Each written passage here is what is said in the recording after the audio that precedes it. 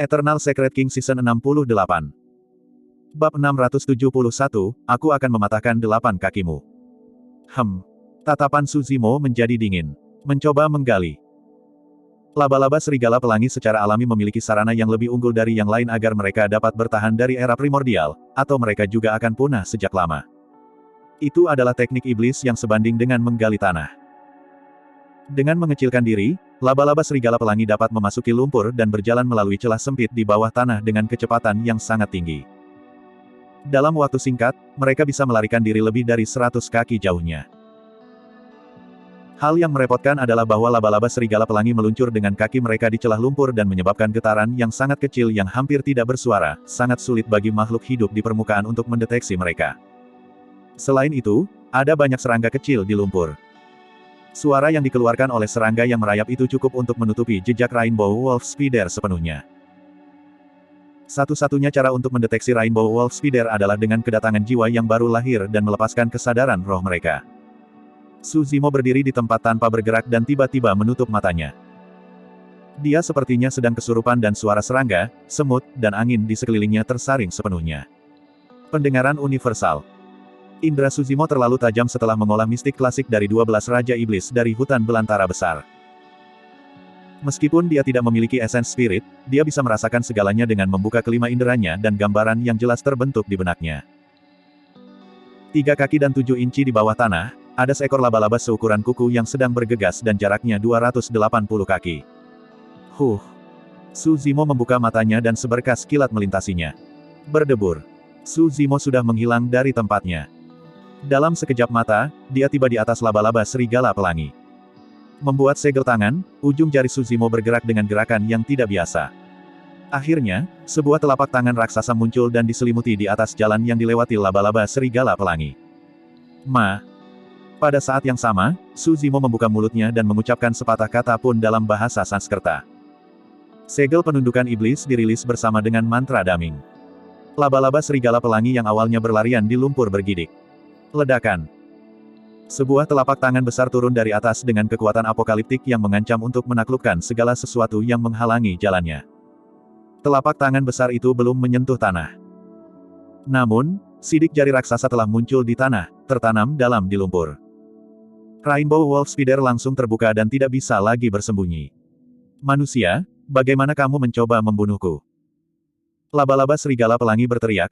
Ada Kaisar Iblis dalam perlombaan laba-laba serigala pelangi, apakah kamu ingin mati? Kaisar Iblis. Suzimo mencibir, apa menurutmu seseorang setingkat Kaisar Iblis akan menonjol untuk iblis roh lemah sepertimu? Selanjutnya, kita berada di medan perang kuno. Petik 2. Di sini, saya adalah Kaisar. Saat dia mengatakan itu, dunia bergetar. Siapa yang berani mengatakan hal seperti itu?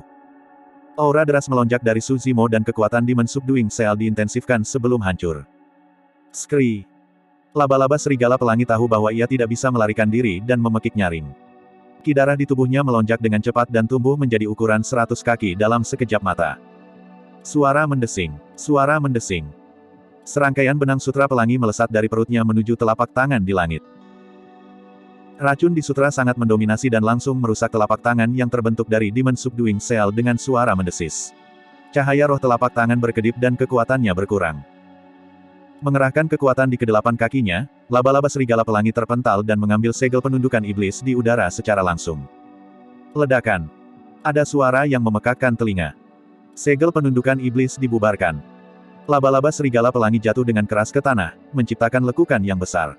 Seluruh tubuhnya terluka dan salah satu kakinya patah, mengeluarkan darah berwarna hijau berbau busuk. Tidak buruk. Suzimo mengangguk. Kamu lebih mampu untuk bisa mengambil segel penundukan iblisku. Laba-laba serigala pelangi berjuang dan merangkak keluar dari lubang, menyerbu ke arah Suzimo dengan mata merah dan ekspresi mengancam. 7 kakinya yang tersisa seperti tombak tajam yang dicampur dengan racun. Bahkan ada paku terbalik di permukaan kaki laba-laba. Jika mereka menusuk ke dalam daging, mereka akan mengeluarkan potongan besar daging saat diekstraksi, meninggalkan lubang berdarah. Swoosh, swoosh, swoosh. Rainbow Wolf Spider melihat ke bawah dari atas dan mendorong kakinya dengan terburu-buru ke arah kepala Suzimo. Tatapan Suzimo dingin dan blood quencher yang ada di tangannya berdengung. Dentang, dentang. Berkas darahnya membesar. Melepaskan teknik gerakan, Su Zimo keluar melalui bayangan tombak yang kacau dan mengedarkan ki darahnya. Memegang Blood Quencher, dia menebas dengan kejam pada sendi kritis kaki Rainbow Wolf Spider. Puff. Hijau, darah berminyak dimuntahkan. 3 kaki laba-laba dipotong oleh Su Zimo.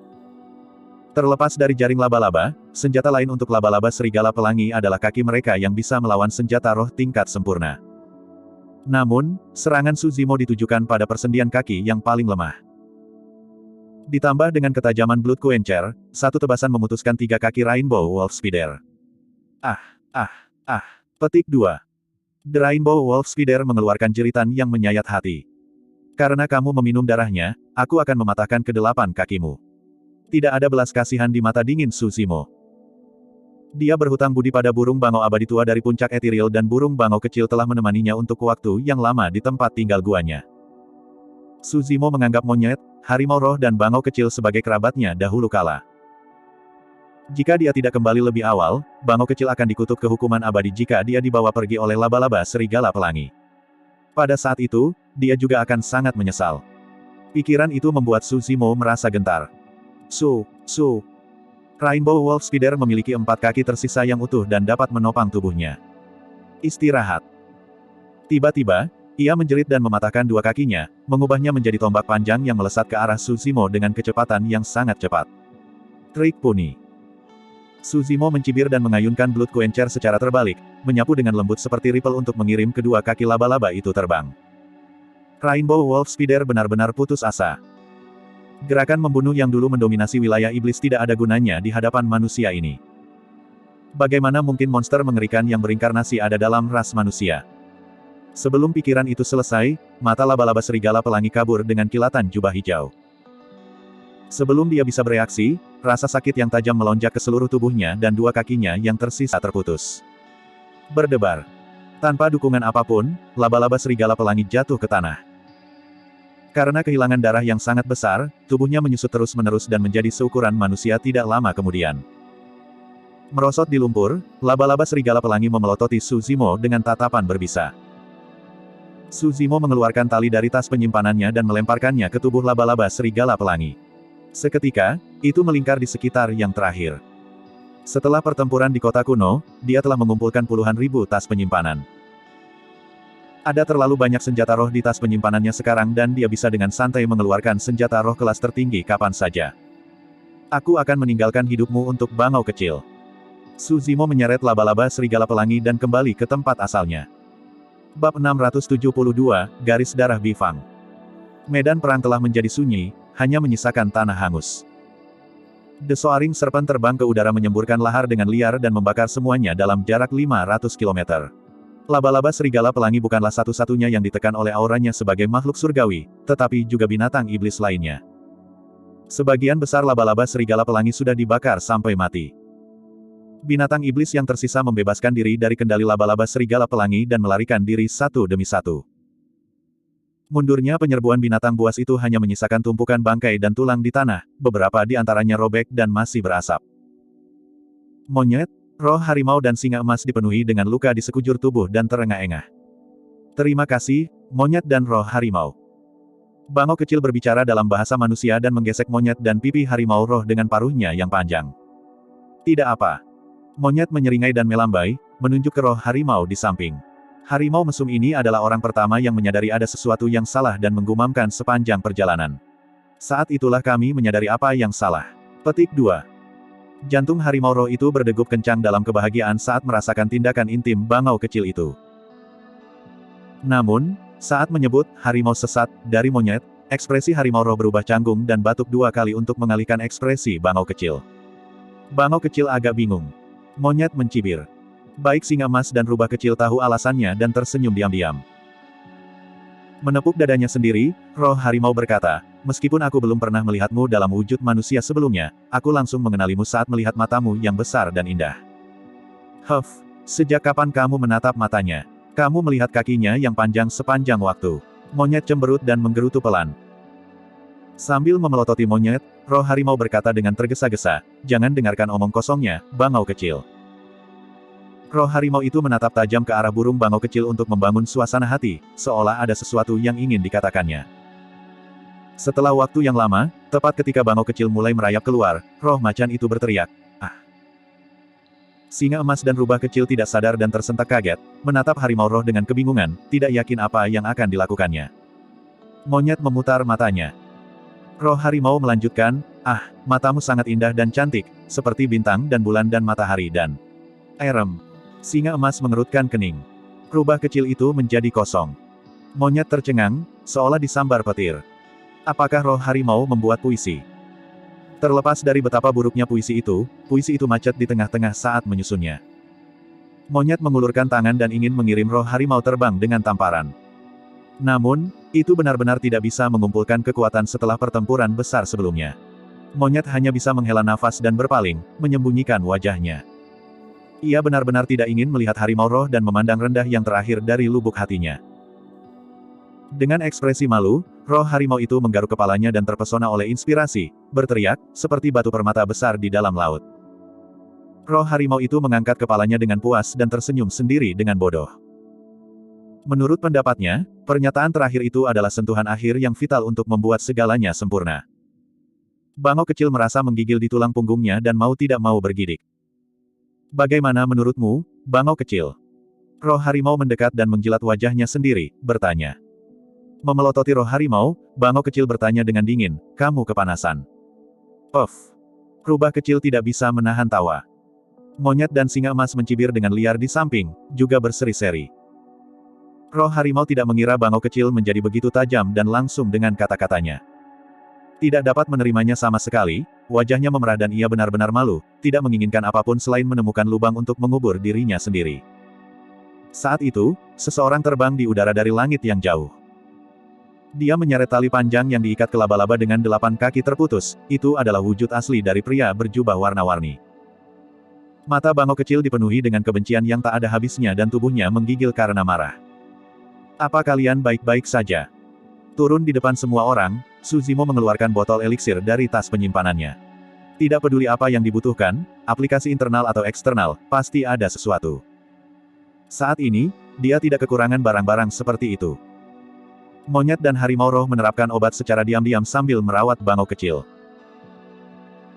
Mengisi daya tepat di depan pria berjubah warna-warni, bangau kecil menjulurkan kakinya dan menginjak tubuh pria itu, bertanya, "Kamu bilang kamu pernah melihat seorang pria yang mirip denganku di 1000 laba-laba pasir gundukan. Apakah itu nyata?" Petik 2. Pria berjubah warna-warni itu terluka parah untuk memulai. Sekarang bangau kecil itu menginjaknya, organ internalnya terkejut saat dia batuk seteguk darah dan terengah-engah. Tentu saja itu nyata. Bangau kecil bertanya dengan tergesa-gesa dengan ekspresi gelisah, "Di mana dia?" "Bi Fang itu ayahmu." Sekarang dia tahu dia pasti sudah mati, pria berjubah warna-warni itu mengejek dengan sombong. "Sayangnya, Anda tidak akan pernah melihatnya lagi. Dia sudah lama meninggal. Hahaha." Tubuh bangau kecil bergetar dan wajahnya menjadi sangat pucat. Su Zimo sedikit mengerutkan alisnya. Bi Fangs adalah burung ganas dari zaman purba dan sangat ganas. Dengan kemampuan memanipulasi api, mereka adalah salah satu spesies burung buas yang paling ganas. Namun, ras Phoenix terlalu menakutkan dan berkuasa atas burung-burung ganas sambil memanipulasi api pada saat yang sama, karena itu, Bi Fang tidak begitu terkenal. Namun, pada kenyataannya, kekuatan sebenarnya dari Bi Fang sebanding dengan Dewa Api, Soaring Serpent. Sejak awal, Su Zimo telah memperhatikan bahwa bangau kecil tampak berbeda dari bangau abadi biasa. Burung bangau abadi biasa memiliki mahkota vermilion dan tubuh seputih salju. Namun, tubuh bangau kecil juga memiliki bulu berwarna hijau giok yang sangat indah. Semuanya akan masuk akal jika dia memiliki garis keturunan Bi Fang dalam dirinya. Bagaimanapun, Bi Fangs berwarna hijau giok. Su Zimo meratap di dalam hati, pantas saja aku belum pernah melihat ayah bangau kecil atau mendengar bangau tua yang abadi menyebutkannya. Jadi, dia sudah lama meninggal. Petik 2. Aku tidak percaya kamu. Bangau kecil menggelengkan kepalanya berulang kali dan menatap pria berjubah warna-warni itu, berkata dengan suara bergetar, "Kamu bohong, benar kan?" "Bohong." Pria berjubah warna-warni itu tertawa getir. "Ayahmu memiliki keinginan mati untuk menerobos 1000 laba-laba Sendune sambil berpikir bahwa dia kuat. Laba-laba serigala pelangi telah lama menghisap darahnya hingga kering. Kami makan dagingnya dan minum darahnya untuk budidaya, hahaha." Petik 2. Bangau kecil memiliki ki darah yang melemah untuk memulai. Setelah menerima pukulan ini, penglihatannya menjadi gelap dan kepalanya berputar. "Kakak bangau kecil." Rubah kecil bergegas untuk mendukung bangau kecil. Bang! Tiba-tiba, sebuah tamparan mendarat di belakang kepala pria berjubah warna-warni itu, membelahnya menjadi beberapa bagian saat jus otak mengalir di tanah. Sambil mengangkat telapak tangannya, roh harimau itu menggerutu, mengganggu. Beraninya Anda terus tertawa saat tawa Anda terdengar sangat menjijikkan. Aku sudah membawanya bersamamu. Petik 2. Su Zimo menghela nafas lega. Dia dapat mengatakan bahwa harimau roh melakukan itu karena tidak ingin bangau kecil semakin gelisah. Sebenarnya, dia akan menyerang bahkan jika roh harimau tidak melakukannya. Jelas sekali bahwa pria berjubah warna-warni itu bermaksud untuk memicu burung bangau kecil sebanyak yang dia bisa, karena dia tidak akan bertahan. Su Zimo menepuk pundak burung bangau kecil dengan lembut dan menghiburnya, jangan terlalu banyak berpikir. Laba-laba ini jelas mengatakan omong kosong setelah mengetahui bahwa ia akan mati. Hal-hal mungkin tidak seperti yang Anda bayangkan. Petik 2. Bangau kecil mengangguk, tetapi kesedihan dan kesengsaraan di matanya tidak bisa disembunyikan. Bab 673, Lokasi Nianqi. Merasakan kesedihan di hati bangau kecil, roh harimau itu menggaruk telinga dan pipinya. Ia ingin membantunya berbagi beban, tetapi tidak tahu harus berkata apa. Tidak ada yang tahu bagaimana menghiburnya untuk hal seperti itu. Suasana menjadi berat. Melihat Su Zimo, roh harimau berharap dia akan mengatakan sesuatu. Setelah merenung sejenak, Su Zimo memutuskan untuk mengalihkan perhatian bangau kecil. Bangau kecil, bagaimana Anda memasuki medan perang kuno tingkat menengah?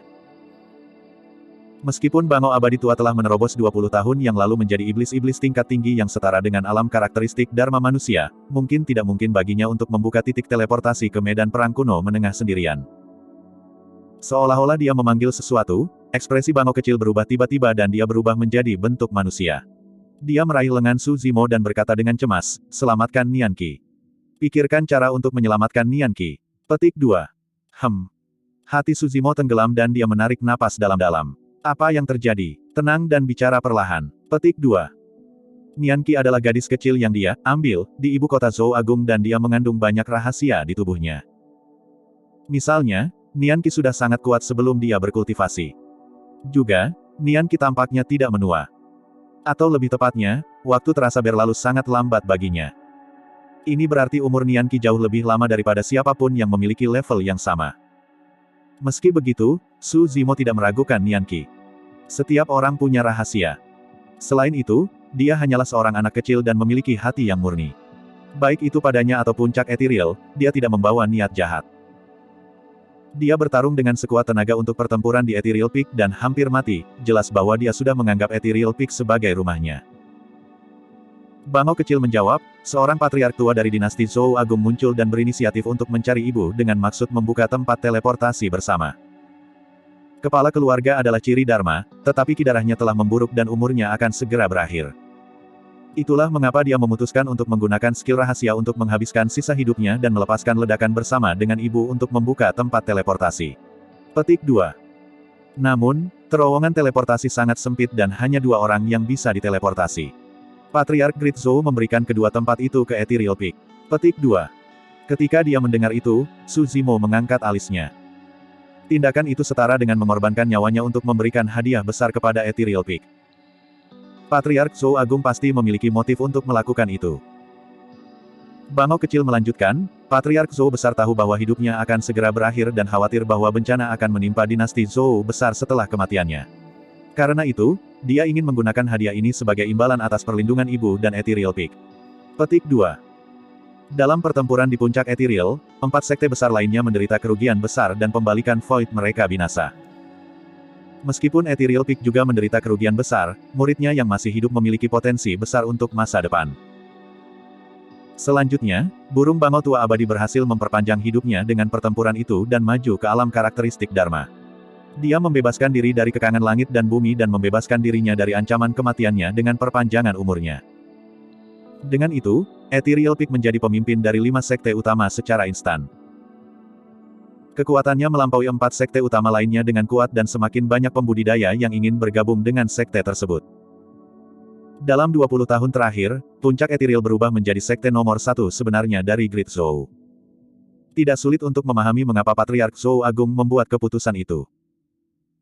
Bangau kecil memandang Su Zimo dan melanjutkan, ibu memberitahuku bahwa sebagian alasan mengapa Kaisar Zhou Agung menyerahkan tahta kepada Ji Yaoxue adalah karena potensimu. Pada saat yang sama, itu juga karena hubungannya dengan Anda serta fakta bahwa Ethereal Peak mendukung Anda. Petik 2. Su Zimo mengangguk. Ini adalah sesuatu yang dia duga juga. Menurut adat, tahta diturunkan kepada putra-putranya dalam urutan senioritas. Tidak peduli apa, Ji Yaoxue tidak akan mewarisinya. Selain itu, dia adalah seorang wanita. Akhirnya, terlepas dari kerusuhan dan perselisihan internal dan eksternal di Great Zhou selama 20 tahun terakhir setelah tahta diturunkan kepada Ji Yaoxue, dia tidak disingkirkan dari posisinya, itu jelas bukan keputusan yang dibuat oleh Kaisar Zhou besar saja. Jadi, Patriark Zhou Agung juga mendukung gagasan itu. Dengan itu, semuanya menjadi masuk akal. Patriark Great Zhou ini telah merencanakan waktu yang lama. Selanjutnya, dia membuat pertaruhan yang tepat. Fakta bahwa burung bangau abadi tua mengirim burung bangau kecil ke sini berarti mereka telah menyetujui kesepakatan itu. Meskipun dia sudah mati, dia membuka jalan bagi Zhou Agung sebelum kematiannya dengan perlindungan dari seorang ahli di alam karakteristik Dharma. Sejak saat itu, tidak lagi tergantung pada kendalinya bagaimana Zhou Agung akan tumbuh di masa depan. Sebuah pikiran melanda Su Zimo saat dia bertanya, bangau abadi tua mengirimmu dan Nian Qi ke sini dengan dua tempat itu. Iya. Bangau kecil mengangguk. Banyak pembudidaya bergabung dengan puncak ethereal dan kekuatan sekte telah tumbuh. Namun, ada masalah juga. Kami tidak lagi memiliki cukup obat mujarab, senjata, atau teknik budidaya untuk memasoknya. Petik 2. Baik Ibu dan Master Sekte sangat menantikan pembukaan medan perang kuno, berharap menggunakan kesempatan ini untuk memperkuat fondasi sekte kami. Meskipun Nian Qi bergabung dengan sekte cukup terlambat, dia sudah menjadi nomor satu dari ranah inti emas di sekte kami sekarang. Faktanya, Master Sekte mengatakan bahwa dia mungkin sebanding denganmu. Petik 2. Ibu juga menyebutkan bahwa fenomena inti emas Nian Qi memiliki peluang untuk mencapai 10 besar peringkat fenomena. Mata Su Zimo berbinar. Dia cukup terkejut dengan kenyataan bahwa dia mungkin bisa mencapai 10 besar peringkat fenomena. Master Sekte Ling Yun sudah berada di ranah pembalikan Void dan baik dia maupun bangau abadi tua itu bijaksana dan tajam. Fakta bahwa mereka memberi Nian Qi evaluasi setinggi itu adalah bukti kekuatannya. Tentu saja, baik bangau abadi tua maupun Master Sekte Ling Yun tidak mengetahui kekuatan sejati Su Zimo setelah dia tertidur selama 20 tahun di dasar lembah pemakaman naga. Tidak ada yang menyaksikannya juga. Seolah-olah dia mengingat sesuatu, mata bangau kecil itu dipenuhi ketakutan. Tidak lama setelah kami memasuki medan perang kuno, kami menemukan sekelompok 7 orang. Ada 6 pria dan 1 wanita. Petik 2. Ketujuh dari mereka sangat kuat. Sangat kuat. Petik 2. Bangau kecil menekankan terus-menerus, jelas betapa pukulan itu baginya. Kelompok dari mereka memandang rendah segalanya dengan ketidakpedulian yang dingin dan arogan. Namun, ada sesuatu yang salah saat mereka melihat Nian Qi. Petik 2. Ekspresi Nian Qi berubah menjadi mengerikan saat kami melihat mereka. Saat itu, kami berpegangan tangan dan telapak tangannya langsung menjadi sedingin es, dipenuhi keringat. Petik 2. Su Zimo dan yang lainnya tidak bisa membantu tetapi merasa cemas pada saat ini. Bangau kecil melanjutkan, setelah itu, ketujuh dari mereka memiliki ekspresi aneh dan berjalan ke arah kami, melihat Nian Qi dengan senyum palsu. Nian Qi mengatakan kepada saya untuk tidak bertanya tentang apapun dan lari saja sebelum bergegas menemui mereka. Petik 2. Setelah berhenti sejenak, burung bangau kecil menelan ludah.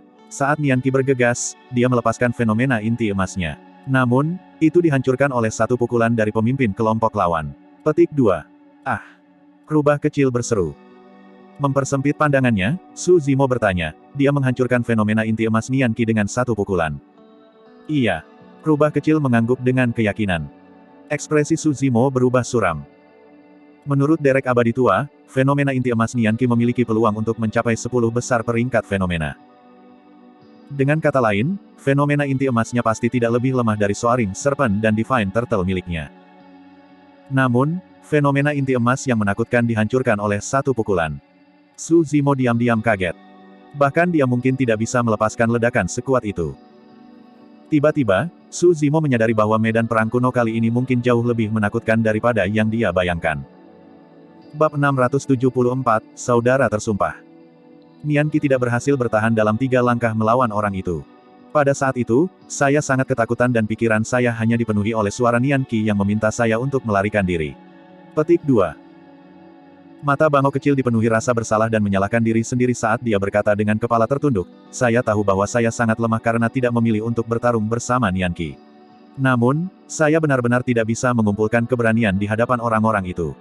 Petik 2. Satu-satunya pikiran di pikiranku saat aku melarikan diri dengan panik adalah mencarimu dan memberitahumu tentang ini. Namun, saya tidak melarikan diri jauh sebelum saya mendarat di tangan laba-laba serigala pelangi. Petik 2. Roh harimau menghibur dengan cepat, ini bukan salahmu. Anda juga tidak bisa mengalahkan mereka. Aku akan melarikan diri juga jika aku berada di posisimu. Petik 2. Su Zimo menepuk bangau kecil di punggung telapak tangannya. Kamu melakukan hal yang benar. Jika Anda melawan orang-orang itu dengan sembrono, Anda hanya akan kehilangan hidup Anda untuk apa-apa. Petik 2. Selain itu, beruntung kamu bisa lolos. Kalau tidak, aku juga tidak akan tahu apa yang terjadi pada kalian.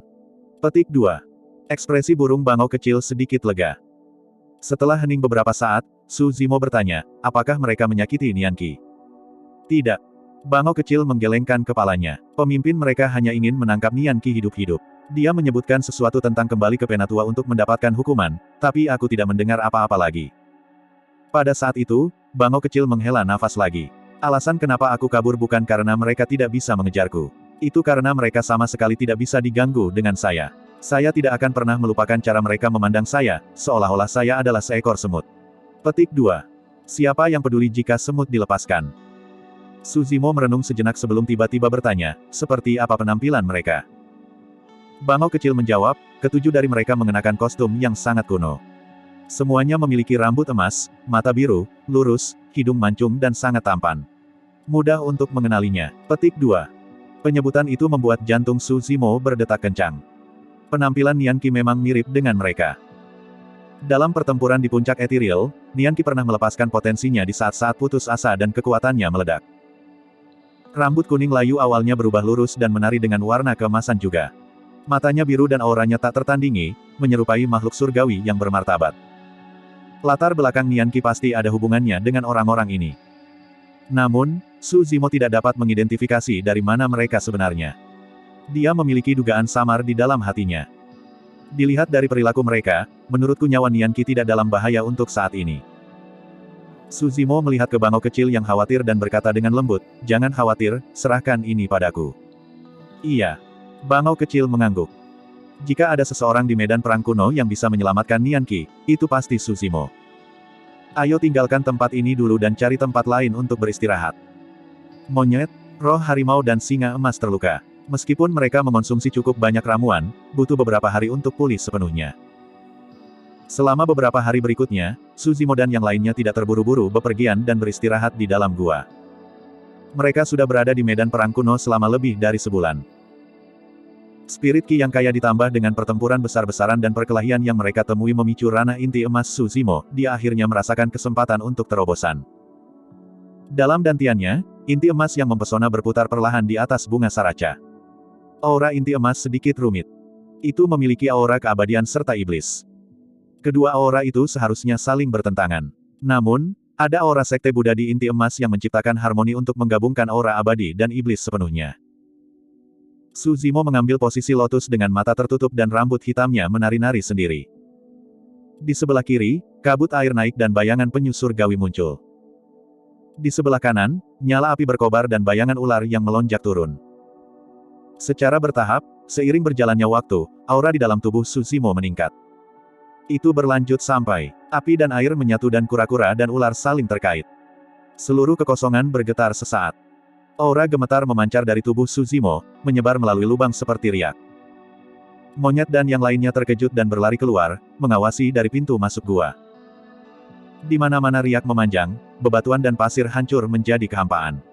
Seolah-olah seluruh gua diiris oleh pisau tajam. Bang! Ledakan! Ledakan!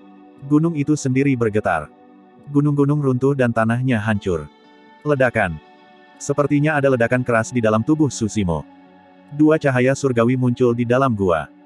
Su Zimo membuka matanya dan tersentak tegak, meraung ke langit. Raungannya bergema dan menembus logam dan batu. Tepat di depan monyet dan yang lainnya, aliran udara keluar dari mulut Su Zimo seperti pedang terbang, meledak langit-langit di atas. Nafasnya seperti pedang. Level itu melampaui batas Golden Core.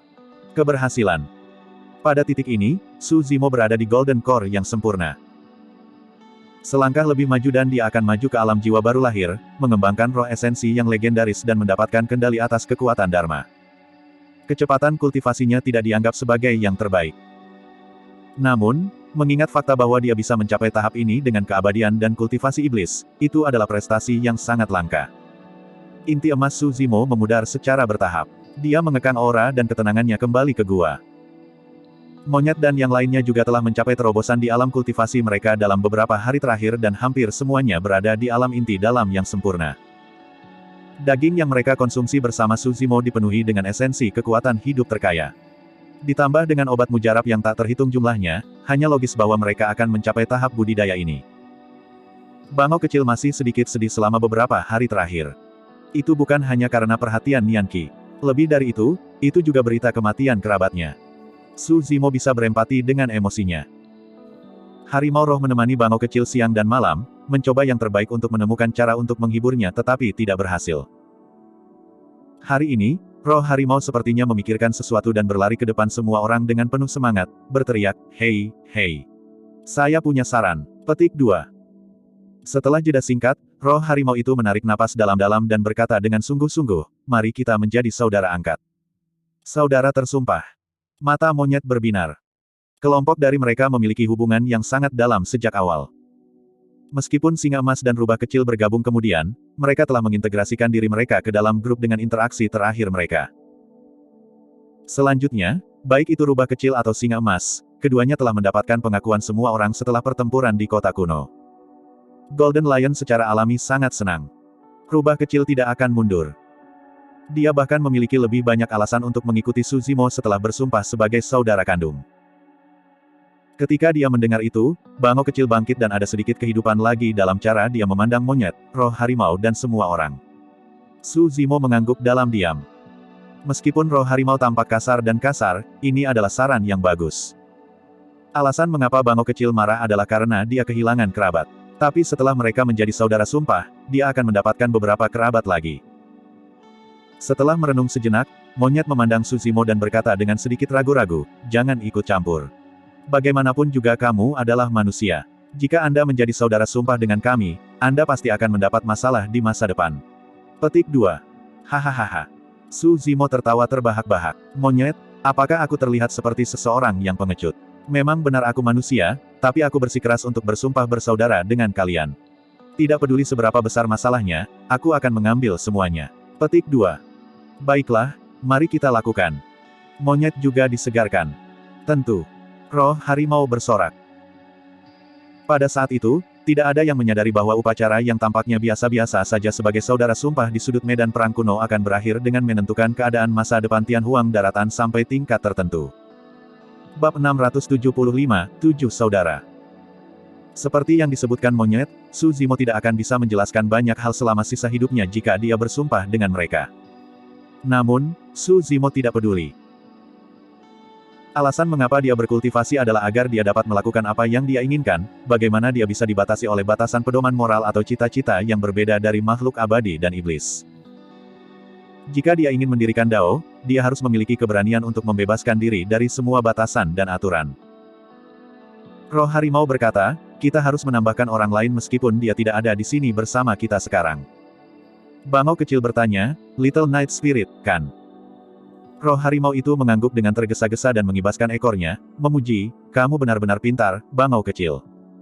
Bangau kecil sedikit tersipu dan mengulurkan kakinya, menendang roh harimau. "Setelah membentuk inti batin saya, ibu saya memberi saya nama. Saya sekarang disebut King King, 1. Petik 2. Bangau kecil memiliki garis keturunan dari Bifangs dan tampak berbeda dari bangau abadi lainnya dengan semburat hijau giok di bulunya, namanya cocok. Rubah kecil berteriak dengan patuh, "Sister King King." "Iya." King King mengangguk dan memeluk rubah kecil. Meskipun ini adalah pertama kalinya mereka bertemu satu sama lain, mereka sudah dekat sebagai saudara perempuan setelah beberapa hari berinteraksi. "Siapa Little Night Spirit ini?" Rubah kecil bertanya dengan rasa ingin tahu. Pandangan mengingatkan melintas di mata Su Zimo saat dia menjawab dengan sedih, "Itu adalah binatang kecil yang saya ambil di pegunungan Changlang lebih dari 20 tahun yang lalu.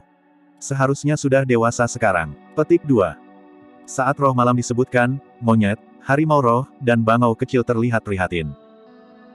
Lagi pula, beberapa dari mereka menyaksikan kelahiran dan pertumbuhan Night Spirit di Ethereal Peak saat itu.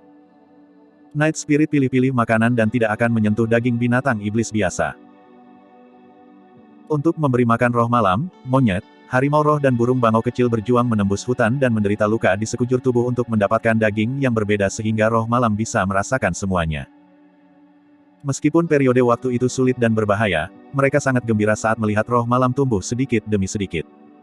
Rasanya semuanya sepadan. Night Spirit berperilaku baik saat dia lahir dan tahu siapa yang baik padanya. Taring dan cakarnya sangat tajam tetapi dia tidak pernah memperlihatkannya pada monyet, roh harimau dan bangau kecil.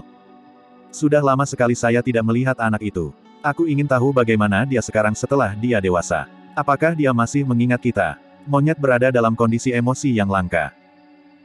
Sejak apa yang terjadi di lembah Dongling dan Su Zimo dan Night Spirit melarikan diri jauh ke ibu kota Zhou Agung, monyet dan yang lainnya tidak melihat Night Spirit. Dalam sekejap mata, lebih dari 20 tahun telah berlalu. Su Zimo menatap ke kejauhan dan bergumam, 20 tahun yang lalu, Night Spirit menemani Xiaoning ke sekte eliksir yang di benua tengah. Aku ingin tahu apakah kita bisa bertemu mereka lagi kali ini di medan perang kuno tingkat menengah. Petik 2. Seharusnya tidak ada masalah termasuk Night Spirit dengan kita, kan? Roh harimau itu bertanya. Monyet dan King mengangguk. Secara alami tidak mungkin rubah kecil akan menolaknya, dia puas selama Su Zimo ada di dalam. Golden Lion sedikit bingung dan tidak tahu apa itu Night Spirit. Namun, dia mengangkat bahu untuk menyatakan bahwa dia baik-baik saja dengan itu karena semua orang menyetujuinya. Roh harimau itu mengalihkan pandangannya dan batuk dengan lembut. Karena kita bersumpah menjadi saudara, kita harus membicarakan senioritas. Jika kami menjelaskannya, kami tidak dapat mengubahnya di masa depan, bukan? Petik 2. Monyet mendengus dingin saat dia melihat niat harimau roh itu segera. Kenapa? Kamu ingin menjadi bos? Tidak. Roh harimau itu bergidik kaget dan segera melambai dengan senyum malu-malu. Tidak mungkin. Bahkan jika saya berpikir seperti itu, saya tidak akan punya nyali. Petik 2. Ada total 7 dari mereka bersama dengan Night Spirit dan ada iblis dan manusia. Semuanya pasti akan berantakan jika dinilai murni berdasarkan usia. Apa yang kamu pikirkan? Cepat keluarkan. King menjulurkan kakinya dan menendang harimau roh itu lagi. Roh harimau tidak frustrasi. Sebaliknya, ia berkata dengan gembira dengan sedikit kegembiraan, Su Zimo adalah alasan mengapa kita semua ada di sini hari ini. Dia satu-satunya yang cocok menjadi kakak laki-laki. Selain itu, tidak dapat disangkal bahwa dia yang terkuat. Petik 2. Semua orang mengangguk. Monyet juga tidak keberatan. Dia memiliki sifat sombong dan dia tidak akan keberatan jika Su Zimo menjadi satu-satunya yang menduduki peringkat di depannya. Su Zimo tersenyum dengan tenang tanpa menyela dan hanya mendengarkan bagaimana roh harimau menginginkan segala sesuatunya diatur. Dengan semangat, harimau roh itu mengibaskan ekornya dan tersenyum dengan cara menjadi kaki tangan monyet. Hanya saudara monyet yang berhak menjadi yang kedua. Pertama, kakak monyet mengenal kakak kita paling awal dan paling berpengalaman. Kedua, selain kakak monyet adalah yang terkuat dalam pertempuran. Petik 2. Monyet puas dengan penjelasannya dan menyeringai. King, rubah kecil dan singa emas secara alami tidak keberatan. Sebenarnya, roh harimau ingin menjadi yang kedua juga. Namun, dia kemungkinan besar akan disiksa bolak-balik oleh monyet jika dia mengambil alih posisi itu. Karena itu, dia memutuskan untuk tidak melakukannya. Roh harimau itu menarik napas dalam-dalam dan berdeham, berkata dalam-dalam dengan ekspresi serius, kurasa Hubatian harus menjadi yang ketiga. Aku kenal kakak sejak lama dan aku juga kuat. Roh harimau menepuk dadanya dan menyatakan dengan penuh semangat. Ini adalah niat sebenarnya. Dengan posisi ini diselesaikan, dia bisa secara terbuka menggertak semua orang di belakang di masa depan. Tentu saja, dia tidak bisa menggertak King. Rubah kecil dilindungi oleh Su Zimo sehingga dia tidak bisa menyentuhnya juga. Ada Night Spirit tapi, dia sebaiknya melupakan tentang itu. Dengan itu, hanya tersisa rambut emas. Dalam beberapa hari terakhir, mengingat penolakan keras dari singa emas, dia akhirnya memperjuangkan nama yang sedikit lebih baik untuk dirinya sendiri, dari rambut kuning hingga rambut emas. Setidaknya dengan kata emas, dia tidak akan mempermalukan garis keturunan singa emas. Roh harimau itu memelototi singa emas dan mencibir dengan kejam. Dengan pengaturan itu, King secara logis akan menjadi nomor 4. Tidak banyak yang perlu dibicarakan tentang 4 tempat pertama. Namun, singa emas cukup matang pada saat ia menduduki peringkat 5. Menurut pengaturan roh harimau, roh malam akan menjadi nomor 5. Lagi pula, Night Spirit adalah orang pertama yang mengetahui Su Zimo setelah monyet, roh harimau dan King. Namun, Golden Lion sama sekali tidak tahu siapa Night Spirit itu. Dia benar-benar marah karena peringkat di belakang binatang kecil yang belum pernah dia lihat sebelumnya. Namun, Segera setelah itu, dia ditekan tanpa ampun oleh monyet, harimau roh dan King. Keberatannya tidak berhasil. Rubah kecil adalah nomor 6. Golden Lion bersembunyi di sudut dengan mata berkabut, beberapa tamparan di wajahnya dan beberapa jejak kaki di tubuhnya. Dia memiliki ekspresi suram di wajahnya dan tidak lagi berbicara. Roh harimau itu tertawa ketika dia melihat ke arah singa emas. Rambut emas, apakah kamu senang menjadi nomor 7? Singa emas mendidih melihat ekspresi sombong di wajah harimau roh. Monyet menggoda, tidak apa-apa, rambut emas. Jika kami memiliki orang lain yang bergabung dengan kami di masa depan, mereka akan ditempatkan di belakang Anda. Petik 2. Saudaraku rambut emas, meskipun aku di depanmu, aku tidak akan mengganggumu. Rubah kecil berkata dengan ekspresi serius. Singa emas ingin menangis. Agar adil, dia benar-benar tidak mampu mengacaukan orang-orang di depannya. Meskipun rubah kecil adalah yang terlemah, dia dilindungi oleh Su Zimo. Hanya ada satu orang yang dia marahi semakin dia memikirkannya. Aku tidak tahu siapa roh malam ini tapi lebih baik kau menjauh dariku. Kalau tidak, aku akan memberimu pelajaran yang bagus sehingga kamu menyerahkan posisi nomor 5, hal kecil. Petik 2. Beraninya seekor binatang kecil tanpa nama memanjat kepalaku. Huff. Petik 2. Singa emas menggosok telapak tangannya dan menggerutu di dalam hati. Bab 676, Tempat Tinggal Gua Leluhur. Di antara ketujuh dari mereka, selain Su Zimo, sisanya adalah iblis dengan sikap yang santai, tidak perlu upacara formal yang berantakan. Setelah saran itu, semua orang menggunakan tanah sebagai pengganti dupa dan bersujud ke langit, tindakan itu saja menyegel sumpah-sumpah mereka. Setelah itu, semua orang menjadi lebih dekat dan suasana hati King juga meningkat. Harimau roh mengikuti di belakang King setiap hari, berkeliaran dengan pantatnya yang bergerak-gerak. Secara alami ada banyak kegembiraan dalam perjalanan mereka dengan kehadiran harimau roh. Hari ini, mereka sampai di dataran yang sangat luas. Ekspresi Su Zimo berubah saat dia berhenti sejenak dan mendengarkan. Di antara ketujuh inderanya, kelima inderanya adalah yang terkuat, tingkat yang sangat berbeda di atas 6 inderanya. Dia selalu menjadi orang pertama yang menyadari jika ada sesuatu yang salah. Pertama, ada apa? Singa emas bertanya. Su Zimo berkata dalam-dalam, ada cukup banyak keributan di timur, jadi seharusnya ada cukup banyak orang di sana. Bukan hanya pembudidaya, ada juga raungan samar binatang iblis. Petik 2. Tiba-tiba, tanah bergetar dengan lembut. Dong, dong, dong. Serangkaian gerakan terdengar samar dari timur, seolah-olah seseorang sedang menabuh genderang surgawi. Saat berikutnya, cahaya yang memesona melonjak ke udara dan menerangi dunia. Harta karun lahir. Alasan mengapa sekte dan faksi utama Tianhuang Daratan bersedia memberikan segalanya untuk mengirim para pembudidaya ke medan perang kuno adalah karena ada banyak tempat tinggal gua di sini yang ditinggalkan oleh leluhur. Ada juga beberapa tanah warisan, banyak tempat rahasia kuno dan makam yang tak terhitung jumlahnya dengan harta misterius tak berujung di dalamnya. Jika ada yang bisa mendapatkan beberapa keterampilan rahasia atau senjata mistik, mereka memiliki peluang untuk menjadi sangat kuat dalam semalam. Bahkan jika mereka sendiri tidak membutuhkannya, mereka dapat memberikannya kepada sekte mereka dengan imbalan hadiah yang luar biasa. Beberapa faksi dan sekte bahkan bisa bangkit karena satu kesempatan, membangun fondasi mereka dan berubah menjadi faksi besar yang kuat dari sekte kecil tanpa nama. Faktanya, bahkan ada kemungkinan bahwa mereka bisa langsung diperingkat di antara salah satu dari 108 sekte atas. Su Zimo menyempitkan pandangannya dan berbisik, ayo pergi dan periksa semuanya. Dengan itu, dia mempercepat dalam sekejap. Monyet dan yang lainnya mengikuti dari belakang. Tidak lama kemudian, Su Zimo perlahan melambat dan menatap ke kejauhan. Tak jauh di depan, ada puncak gunung menjulang yang menjulang hingga ke awan.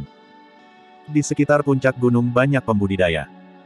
Ada juga raungan binatang iblis yang tak terhitung jumlahnya di atas dan di bawah puncak gunung. Konflik besar telah pecah antara pembudidaya dan iblis. Energi roh melonjak di udara, melepaskan berkas cahaya dengan gelombang panas yang menyengat. Pohon kuno yang tak terhitung jumlahnya ditebang dengan pasir beterbangan kemana-mana. Tidak ada yang tahu berapa lama pertempuran itu berlangsung tetapi pemandangan itu tragis dengan puncak gunung bersimbah darah. Su Zimo dapat melihat dengan jelas bahwa ada yang aneh dengan puncak gunung itu. Itu terbelah dari tengah, seolah-olah sepasang tangan tak terlihat telah merobeknya. Namun, di tengah puncak gunung, alih-alih pegunungan dan bebatuan, ada sebuah istana raksasa yang tidak terlihat seperti buatan manusia, itu seperti karya dewa. Istana itu penuh dengan lubang tetapi di dalamnya, ada senjata kuno yang diletakkan satu demi satu. Ada juga banyak ramuan dan beberapa buku kuno yang penuh dengan debu. Suzimo berbisik, ini adalah kelahiran tempat tinggal leluhur di gua dan dua faksi utama sedang bertarung di dalam untuk mendapatkan harta karun. Pertarungannya terlalu kacau, tidak ada cara untuk melihat apa yang ada di dalamnya. Monyet mengerutkan kening. Jika kita menerobos masuk sekarang, kita pasti akan menjadi sasaran. Rubah kecil mengalihkan pandangannya dan melihat sekeliling. Pasti ada cukup banyak pembudidaya dan binatang buas menunggu di pinggir lapangan untuk mendapatkan kesempatan untuk menyerang. Mari kita tunggu sebentar lagi untuk melihat apakah ada harta yang layak kita pindah. Kita seharusnya tidak terlibat dalam kekacauan ini. Petik 2. Su Zimo memasang ekspresi tenang. Yang sederhana tidak tampak sederhana mengingat betapa rahasianya itu terletak di tengah-tengah puncak gunung. Namun, Su Zimo tidak terburu-buru. Tidak akan terlambat bahkan jika dia menyerang ketika sebuah harta karun benar-benar muncul. Ledakan. Sebuah teladan manusia merilis fenomena inti emas dan bentrok dengan beberapa binatang buas.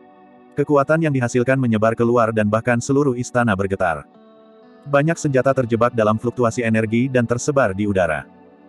Mata paragon manusia bersinar saat dia meraih salah satu pedang dan menyuntikkan energi roh ke dalamnya. Pedang itu bersinar terang dengan 5 pola roh. Senjata roh yang sempurna. Memotong. Teladan manusia berteriak dan melambaikan pedang. Cahaya pedang yang memesona melesat di udara dengan warna pelangi, mengiris binatang buas di ujung lainnya menjadi 2, menciptakan kabut darah. Haha, pedang yang bagus. Teladan manusia sangat senang. Kekuatannya telah meningkat secara signifikan setelah mendapatkan pedang dan itu berarti dia akan memiliki peluang lebih besar untuk mendapatkan tempat di peringkat fenomena. Banyak pembudidaya lain bergerak juga untuk merebut senjata yang tersebar di udara. Suzimo dapat melihat dengan jelas bahwa di antara senjata-senjata itu, yang terlemah berada di tingkat tertinggi dan ada lebih dari 10 senjata tingkat sempurna. Sebuah istana tunggal berisi begitu banyak harta karun. Bagi sebagian besar pembudidaya, mendapatkan nilai tertinggi berarti peningkatan kekuatan. Mendapatkan senjata roh yang sempurna berarti kekuatan mereka akan meningkat 10 kali lipat.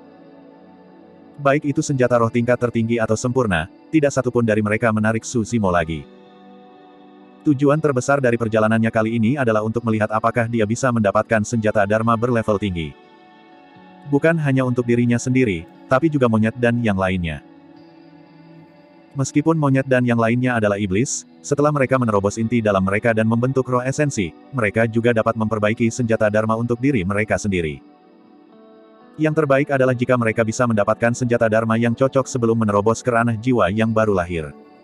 Ledakan. Itu adalah suara yang memekakkan telinga lagi. Tembok lain di istana roboh dan banyak senjata yang digantung di atasnya terpental. Senjata itu jelas berbeda dari senjata roh. Bahkan dalam kekosongan di mana energi roh berfluktuasi dengan cara yang mengamuk, mereka tidak bereaksi sama sekali dan pola mereka bahkan lebih rumit dan tampaknya surgawi. Senjata Dharma. Ada senjata Dharma di istana. Lihat, pedang terbang itu memiliki 2 pola Dharma. Itu adalah senjata Dharma kelas menengah. Untuk inti emas dan banyak iblis roh, 1 senjata Dharma sudah cukup untuk memicu keserakahan mereka. Itu berarti bahwa mereka akan memiliki senjata Dharma kelas menengah saat mereka maju ke ranah jiwa baru lahir. 3 pola Dharma, itu adalah senjata Dharma kelas superior. Petik 2. Menyerang. Serangkaian seruan datang dari kerumunan. Sebuah tombak merah melayang di udara dengan 3 pola Dharma di atasnya. Ledakan. Seekor binatang iblis raksasa melonjak ke udara. Itu menyerupai harimau tapi memiliki sepasang sayap di belakang punggungnya, memancarkan keganasan tanpa akhir dengan tatapan mengancam. Salah satu dari 4 binatang buas kuno yang besar, Kyongki. Kata singa emas perlahan dengan ekspresi muram. Bahkan di antara binatang buas berdarah murni, mereka memiliki tingkat kekuatan yang bervariasi. Misalnya, 4 binatang buas kuno besar yang legendaris jauh lebih kuat dari binatang buas lainnya. Puff. Saat Kyongki muncul, ia membuka mulutnya dan melahap seorang kultivator yang mendukung fenomena inti emas. Dalam beberapa gigitan, yang terakhir dihancurkan dan ditelan saat darah mengalir dari sisi mulut Kyongki. Itu terlalu keras, bahkan fenomena inti emas tidak bisa menahannya. Kobaran api kota yang mengamuk. Raungan terdengar dari tanah. Sebuah teladan manusia yang mengenakan jubah merah menyala menerjang ke medan perang dengan kota kuno raksasa di belakangnya. Kota kuno itu berkobar dengan nyala api yang melonjak ke udara dan membakar semua makhluk hidup.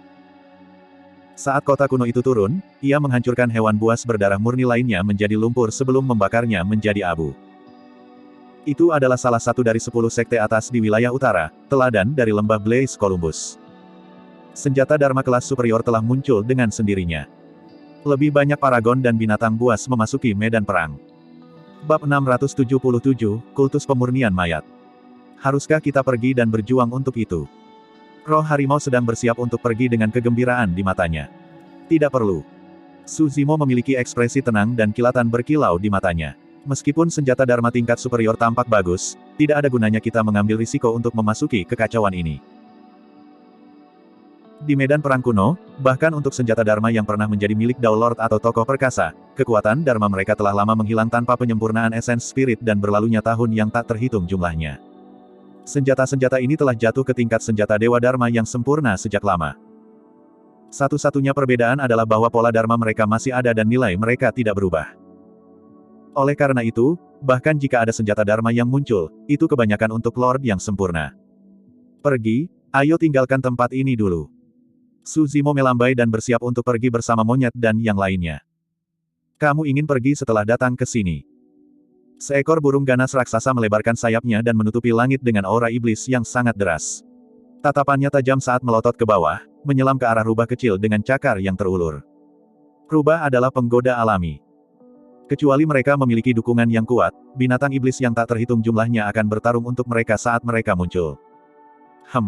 King King mengangkat alisnya dengan sedikit ketidaksenangan. Bahkan tanpa berubah, dia melompat ke udara dan menyilangkan kakinya, menendang serangkaian bayangan ke udara. Pahanya seperti guilotin, mengeluarkan suara udara yang mengiris. King King sudah cukup cantik dalam wujud manusianya. Ditambah dengan sosoknya yang ramping dan tinggi, dia seperti naga anggun yang menari di udara. Peter Pater, Peter Pater. Di tanah, roh harimau menyaksikan dengan mulut menganga, terus-menerus mengeluarkan air liur. Tatapannya linglung dan dia berkata dengan jujur, kakinya sepertinya bisa melebar tepat di bawah pusarnya. Piyak. Monyet mengirim roh harimau dengan satu tamparan. Bang, bang, bang. King King menghindari cakar burung buas itu dan memukul kepalanya dengan marah, menyebabkannya meledak. Menggaok, menggaok. Seekor kodok emas seukuran gunung berjongkok di samping dengan mata melebar, menggembungkan pipinya dan mengeluarkan suara aneh yang semakin keras dan keras. Seolah-olah guntur baru saja bergemuruh. Tiba-tiba, katak emas membuka mulutnya. Berkas darah bersinar dan melilit rubah kecil. Itu adalah lidah ras katak emas. Itu sangat cepat sehingga tidak bisa dilihat dengan jelas. Ini adalah gerakan membunuh terkuat dari katak emas yang digunakan terutama untuk menangkap binatang iblis lainnya untuk dimakan. Kebanyakan binatang iblis dimangsa oleh katak emas sebelum mereka bisa bereaksi.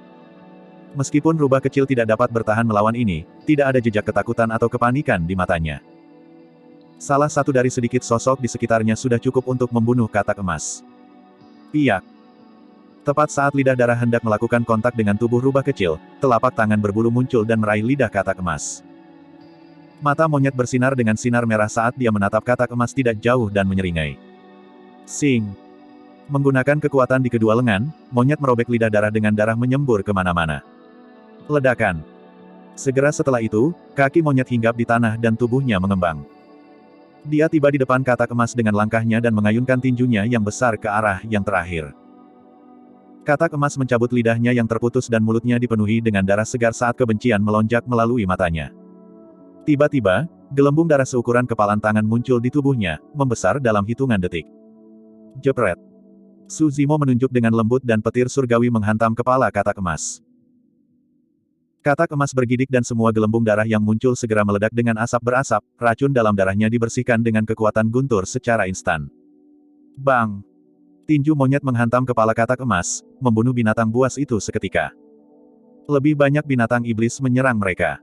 Su Zimo mengangkat alisnya sedikit. Ikuti aku. Kami akan meninggalkan tempat ini dulu. Petik 2. Sebelum kata-katanya selesai, Su Zimo mengambil blood quencher dari tas penyimpanannya dan ki darahnya melonjak. Menebas jalannya, dia menciptakan jalan berlumuran darah di sekawanan binatang buas. Ketika mereka tiba di perimeter luar, kelompok Su Zimo berbalik. Semakin banyak binatang iblis dan pembudidaya yang tiba di sekitar puncak gunung dan semuanya haus darah dalam memperebutkan harta karun.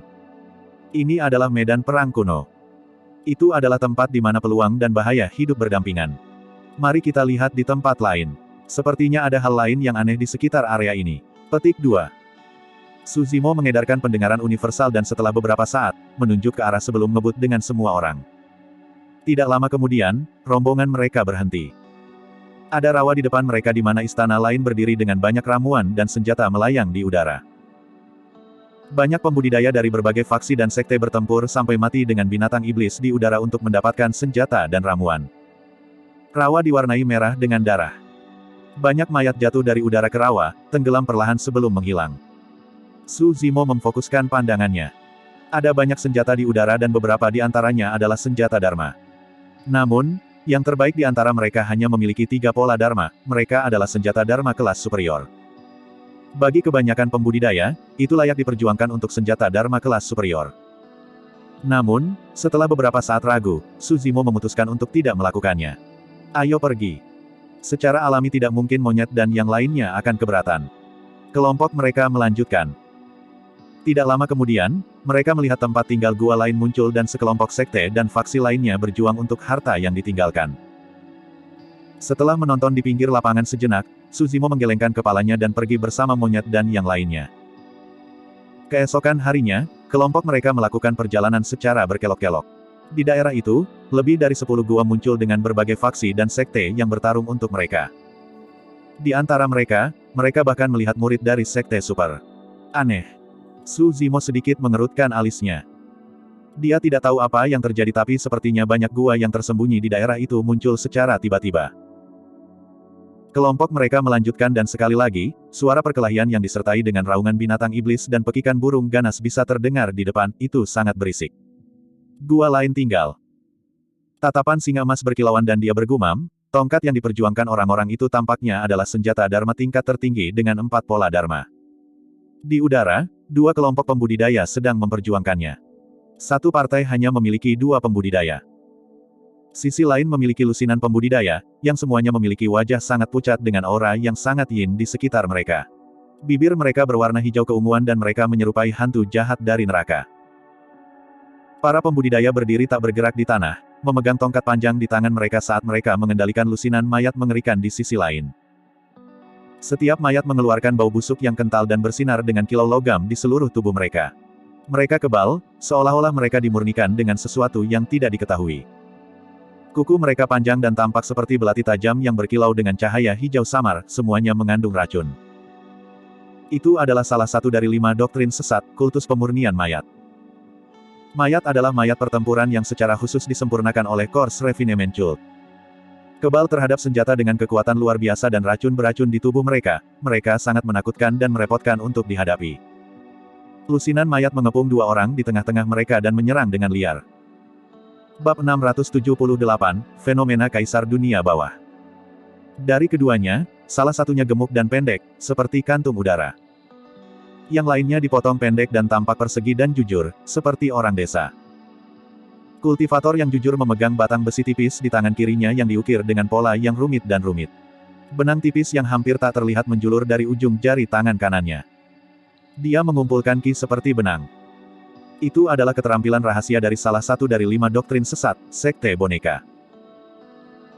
Dengan memadatkan semangat ki dalam dantians mereka menjadi benang untuk membungkus boneka yang mereka saring, mereka dapat mengontrol boneka mereka dari kejauhan untuk melawan musuh mereka. Kultivator yang jujur mengendalikan 5 boneka yang berbeda. Salah satunya sangat berat dan bersinar dengan kilau logam.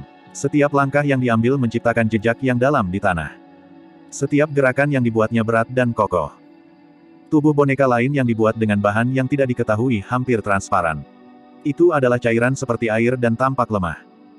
Ketika tubuh boneka ditembus oleh mayat perang, otot-ototnya bergerak-gerak dan menutupi lukanya dengan cepat.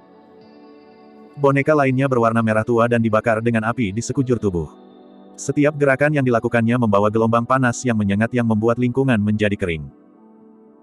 Kultivator yang jujur membagi perhatiannya untuk mengolah 5 mayat dari 5 elemen, menciptakan formasi yang meningkatkan kekuatan tempurnya. Luar biasa. Golden Lion memuji.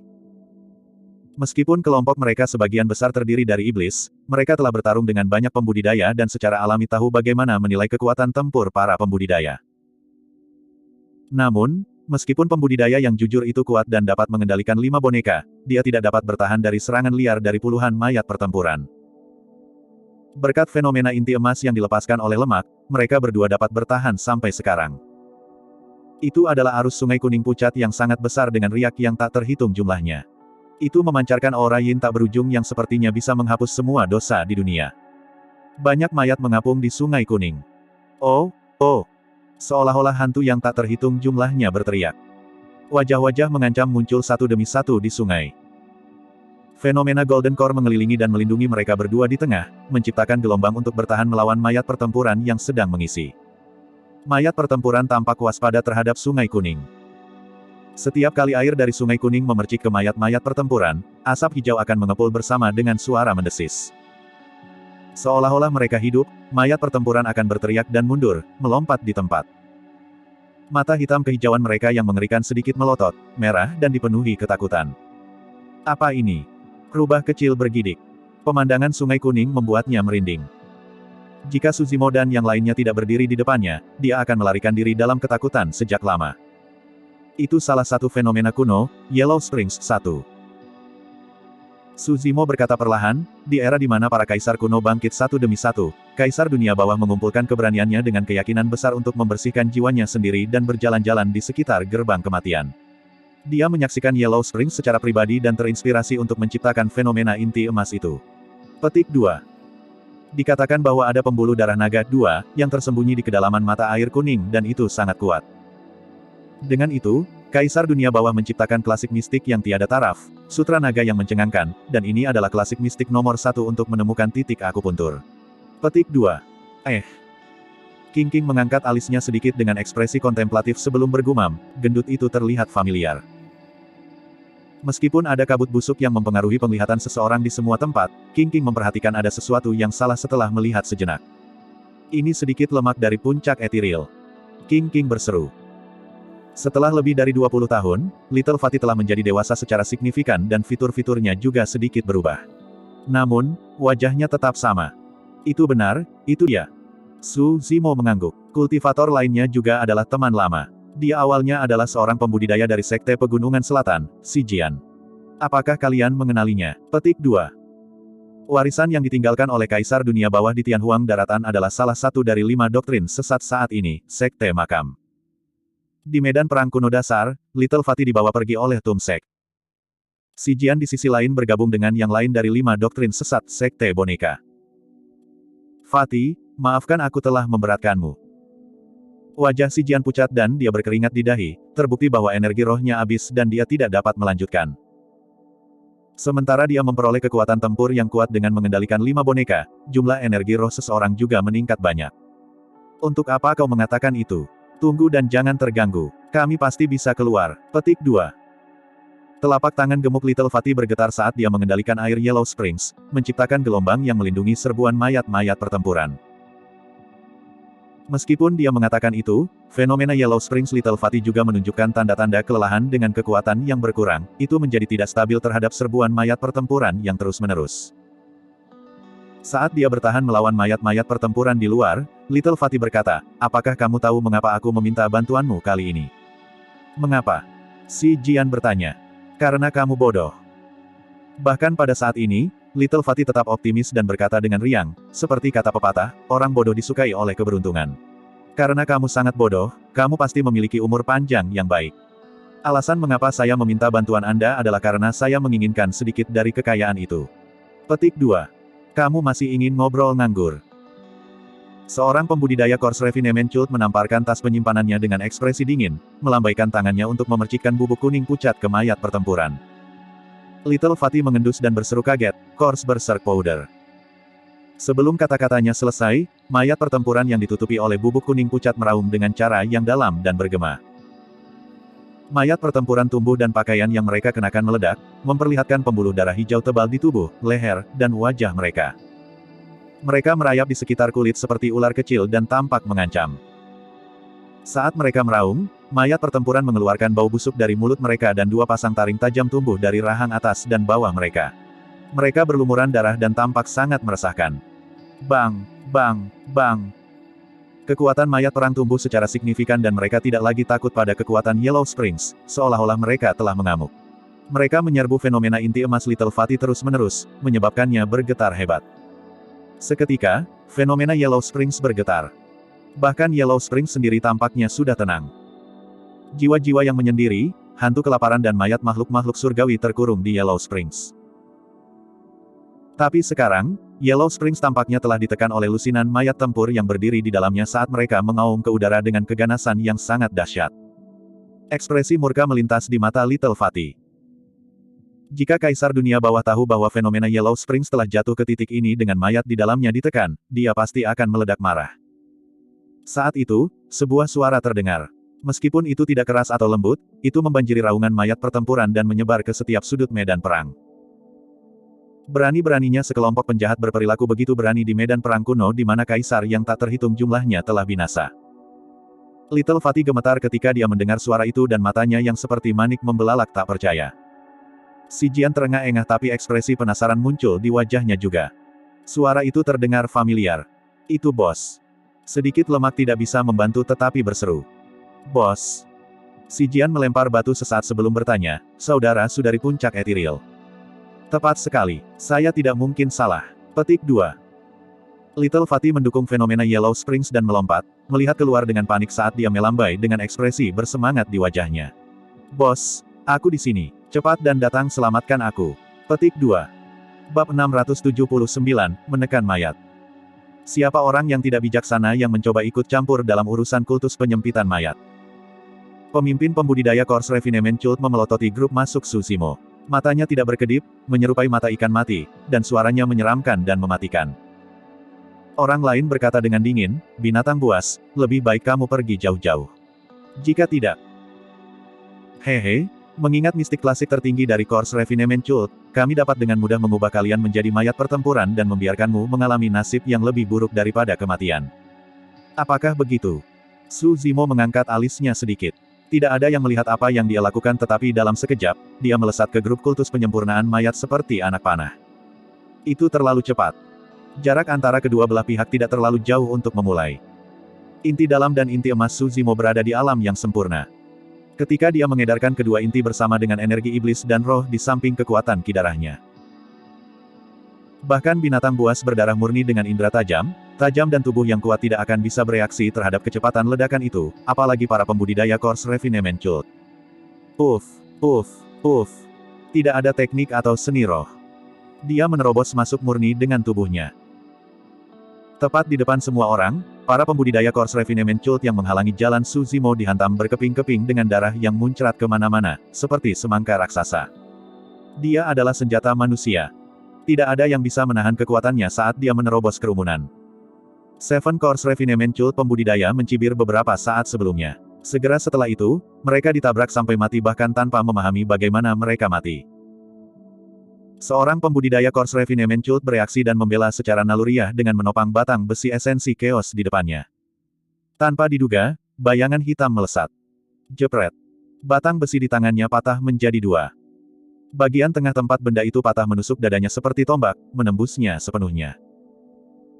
Pembudidaya Corps Refinement Cult lainnya berteriak dan menarik perisai perak berkilauan dari tas penyimpanannya sebelum menyuntikkan energi roh ke dalamnya dengan marah. Seketika, sinar terang bersinar. Perisai meluas dengan angin seperti puncak gunung perak yang melindungi pria di belakangnya. Itu bersinar dengan 5 lampu roh dan sangat mempesona. Itu adalah senjata roh pertahanan kelas sempurna.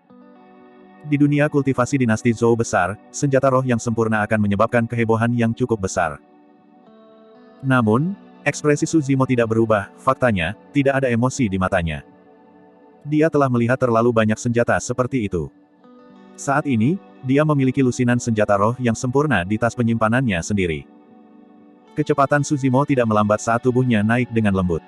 Dengan tatapan dingin, dia melangkah ke depan dan menginjak perisai perak raksasa itu dengan marah. Bajak langkah surga. Kekuatan deras melonjak ke depan dari tubuh Tsushimo. Bahkan jika dia menghadap langit, dia bisa membajak jurang besar di bawah kakinya, apalagi sebuah gunung. Ledakan. Perisai perak bercahaya diinjak di bawah kaki Tsushimo. Pembudidaya kultus penyempurnaan mayat yang bersembunyi di balik perisai itu diinjak ke lumpur meskipun perisai berdiri di antara dia dan Tsushimo bahkan tanpa mengeluarkan suara. Eksekusi Tsushimo atas banyak gerakan pembunuhan dalam Mystic Classic of the 12 Demon King of the Great Wilderness semakin lancar. Saat kultivasi iblisnya semakin dalam, kekuatan gerakan pembunuhan itu menjadi lebih menakutkan juga. Kerumunan itu gempar. Tidak jauh dari situ, banyak pembudidaya bersiap untuk bergabung dalam pertarungan. Namun, semuanya berhenti secara naluriah dengan ekspresi kaget saat mereka menyaksikan ini. Itu terlalu ganas. Dalam sekejap mata, 9 pembudidaya Course Refinement Cult mati di tangan pembudidaya berjubah hijau ini. Hal yang menakutkan adalah ke-9 dari mereka benar-benar tidak berdaya melawannya. Siapa dia? Apa latar belakangnya? Petik 2. Saya tidak tahu. Medan perang kuno memang tempat di mana paragon berkeliaran dan monster menjelma di mana-mana. Itu terlalu menakutkan. Petik 2. Itu benar, terlepas dari murid warisan dari berbagai sekte super, ku dengar monster yang menjelma tidak seperti yang pernah dilihat sejarah muncul di wilayah utara. Aku juga mendengar tentang dia. Saya mendengar bahwa dia menabur dendam dengan Glass Palace dan benar-benar berhasil membunuh semua pembudidaya mereka yang telah tiba di medan perang kuno. Petik 2. Sobat, itu buas. Diskusi berlangsung keras dan bersemangat. Di medan perang, para pembudidaya Course Refinement Cult yang tersisa terkejut dan mundur dengan tergesa-gesa bersama dengan mayat-mayat pertempuran yang mereka kendalikan tidak jauh. Para pembudidaya Course Refinement Cult hampir sepenuhnya bergantung pada mayat pertempuran mereka untuk kekuatan. Tanpa perlindungan mayat pertempuran mereka, mereka sangat lemah secara fisik dan kekuatan sebenarnya tidak jauh berbeda dari pembudidaya biasa.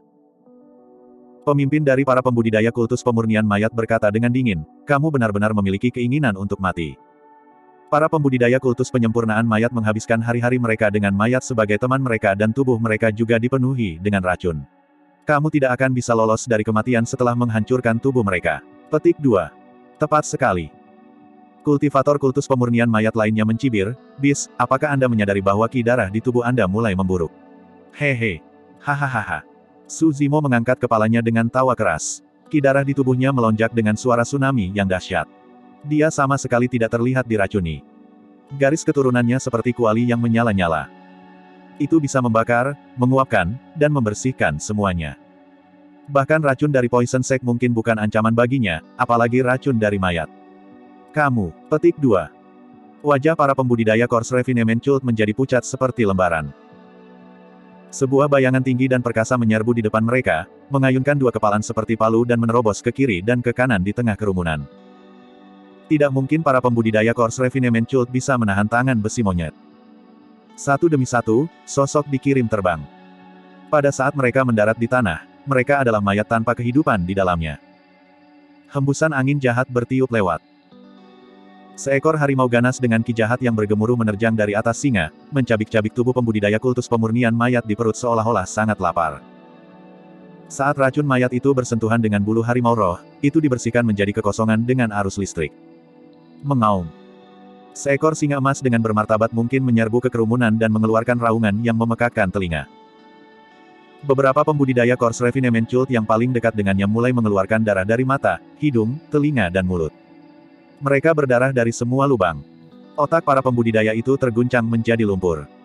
King dan rubah kecil tidak naik. Mereka berdua pasti tidak menginginkan apapun selain menjauh dari para pembudidaya yang menakutkan dengan bau mayat yang membusuk. Meski begitu, butuh sedikit lebih dari 10 napas untuk Su Zimo, monyet, harimau roh, dan singa emas untuk memusnahkan lusinan pembudidaya kultus Course Refinement seluruhnya. Semuanya berakhir sebelum lusinan mayat pertempuran yang mengelilingi Little Fatty dan Si Jian bisa mundur untuk membantu. Sebenarnya, dunia budidaya Course Refinement Cult sangat merepotkan untuk dihadapi di dunia kultivasi. Kecuali ada kebutuhan, murid dari berbagai sekte super tidak ingin memprovokasi mereka dengan sengaja.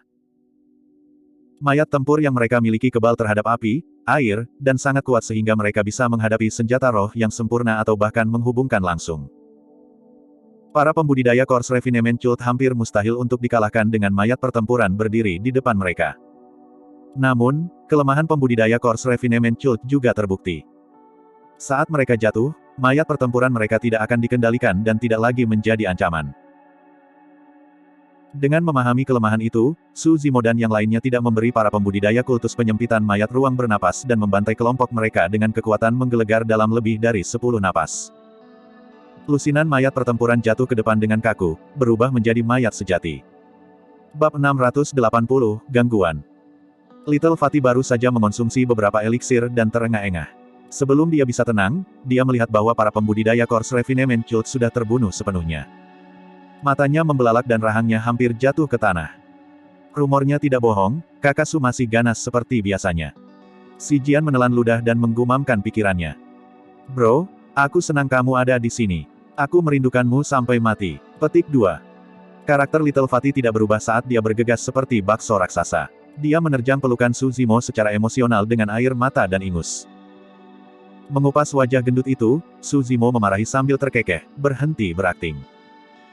Si Jian datang juga dan tersenyum pada Suzimo dengan kepalan tangan. Terima kasih banyak, Kakasu. Ada apa dengan kesopanan setelah tidak bertemu satu sama lain selama 20 tahun? Suzimo tertawa dengan ekspresi santai. Kembali ke kota Suantian di medan perang kuno dasar, dia menyambut Four Mounted Bandit sendirian.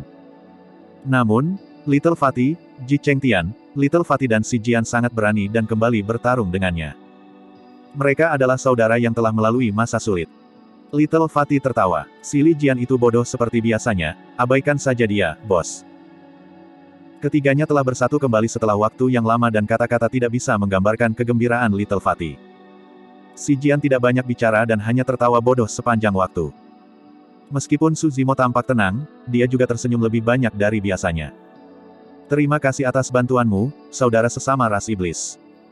Little Fatty terkekeh dan menyapa monyet dan yang lainnya dengan kepalan tangan. Dia mudah bergaul dengan orang lain untuk memulai. Selanjutnya, dia sudah tahu monyet dan harimau roh dari belakang di puncak etiril. Bos, saya telah mendengar dari Si Li Jian tentang segala hal di wilayah utara.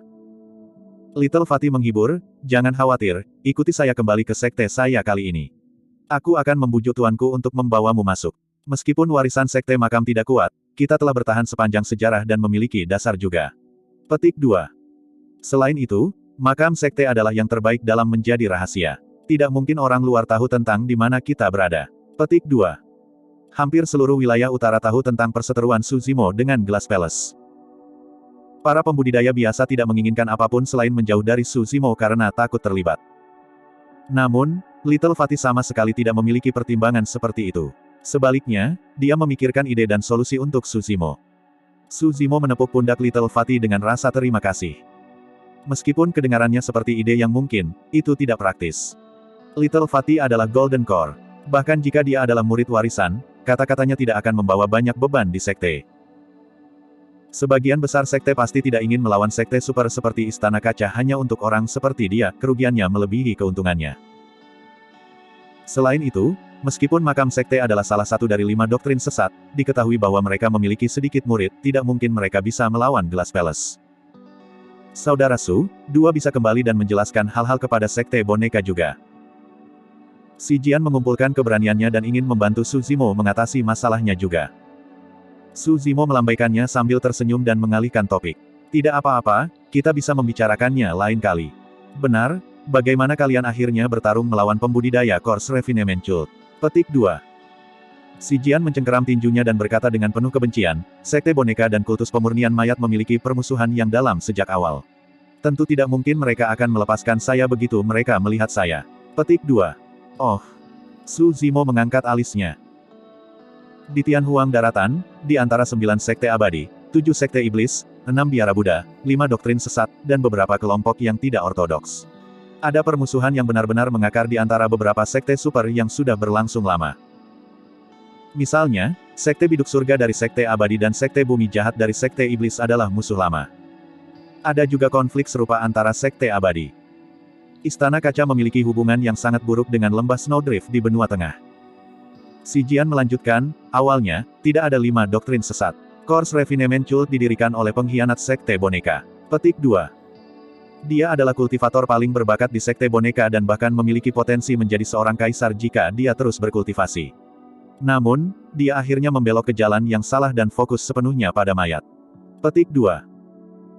Untuk memurnikan mayat, dia menjadi kecanduan membunuh dan berbuat dosa tanpa henti, mengkultivasi dirinya sendiri sampai pada titik di mana dia tidak menyerupai manusia atau hantu. Akhirnya, dia menimbulkan kemarahan sekte itu. Petik 2. Semua orang tenggelam saat Si Jian menceritakan sejarah sekte boneka. Ketika Si Jian berhenti sebentar, rubah kecil tidak bisa menahan diri untuk tidak bertanya, apa yang terjadi setelah itu.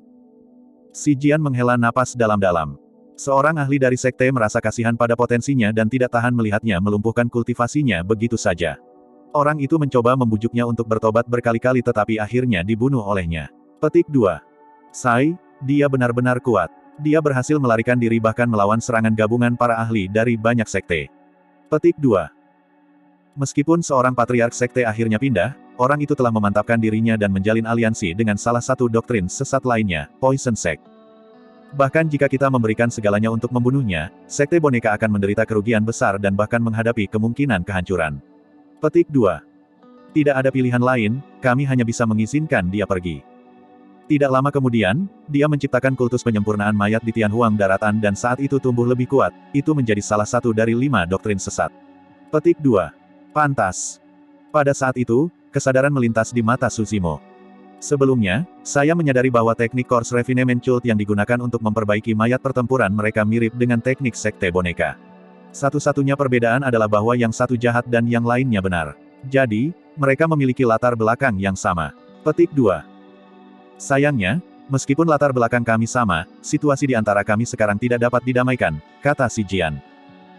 Little Fatty mengalihkan mata manik-maniknya dan mengamati sekeliling. Ketika dia melihat lebih banyak kultivator berkumpul, dia berbisik, ayo pergi dulu. Ini bukan tempat yang baik untuk berlama-lama. Petik 2. Iya. Su Zimo mengangguk. Kalian pergi dulu. Aku akan mengambil tongkat besi itu. Petik 2. Meskipun pertarungan antara mereka dan Course Refinement Cult telah mereda, lebih banyak pembudidaya telah tertarik karena keributan. Saat ini, banyak pembudidaya dan binatang iblis sudah bertarung dan itu semua untuk senjata Dharma tingkat tertinggi dengan 4 pola Dharma di udara. Su Zimo juga mengarahkan pandangannya pada objek itu. Mereka melakukan perjalanan sepanjang hari melewati lebih dari 10 gua, tetapi ini adalah senjata Dharma dengan tingkat tertinggi. Tidak, jangan pergi.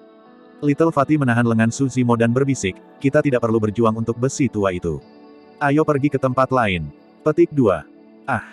Su Zimo membeku sesaat. Bukankah nadanya terlalu sombong?